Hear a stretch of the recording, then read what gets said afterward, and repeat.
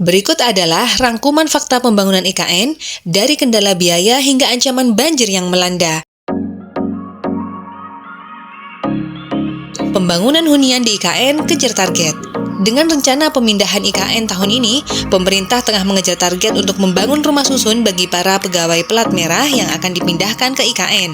Pegawai plat merah yang dimaksudkan adalah aparatur sipil negara atau ASN, serta anggota Tentara Nasional Indonesia dan Kepolisian. Kepala Balai Pelaksana Penyedia Perumahan Kalimantan II Kementerian Pekerjaan Umum dan Perumahan Rakyat, Hujurat menyatakan, lelang pembangunan rumah susun untuk ASN ditargetkan rampung pada Juli 2024. Pembangunan fasilitas publik perlu dirampungkan. Saat ini fokus pembangunan IKN tak lebih dari 2.000 hektar. Wakil Kepala Otoritas IKN, Doni Rahaju, menyatakan wilayah pengembangan IKN terbagi 3, yakni wilayah 1A dengan luas 900 hektar, 1B seluas 500 hektar, dan 1C seluas 300 hektar. Sedangkan sisa lahan akan menjadi area hijau. Selain itu, pembangunan fasilitas publik perlu dibereskan sebelum pemindahan ASN ke IKN terjadi.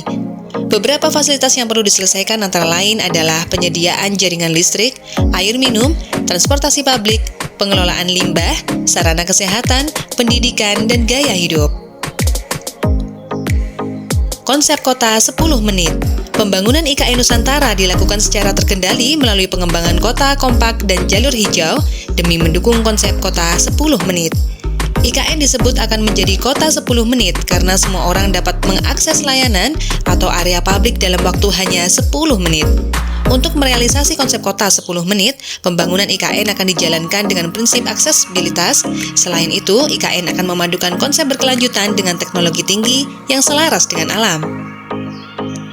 Diklaim menjadi kota ramah lingkungan. IKN diklaim bakal didukung sejumlah fasilitas yang ramah lingkungan. Nantinya, IKN difasilitasi transportasi nol emisi, serta pengelolaan limbah cair dan solid, sehingga bisa meminimalkan penggunaan sampah plastik.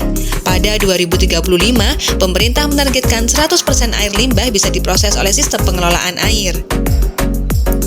Biaya pembangunan IKN membengkak. Kementerian PUPR telah mengajukan tambahan anggaran pembangunan IKN Nusantara, besarnya 7-8 triliun rupiah.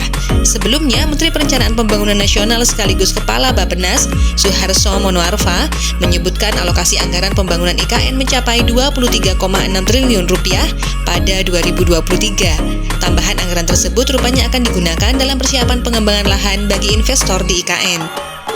Banjir ancam IKN.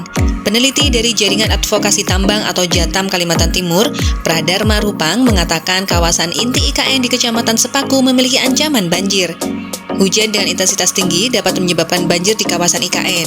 Pradharma menduga eksploitasi lahan oleh perusahaan hutan tanaman industri di hulu sungai membuat pohon endemik Kalimantan Timur berkurang.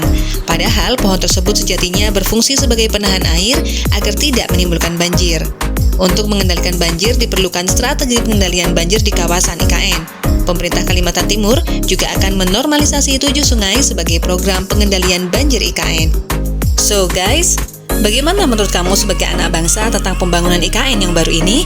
Tulis di kolom komen ya. Thanks for watching and goodbye.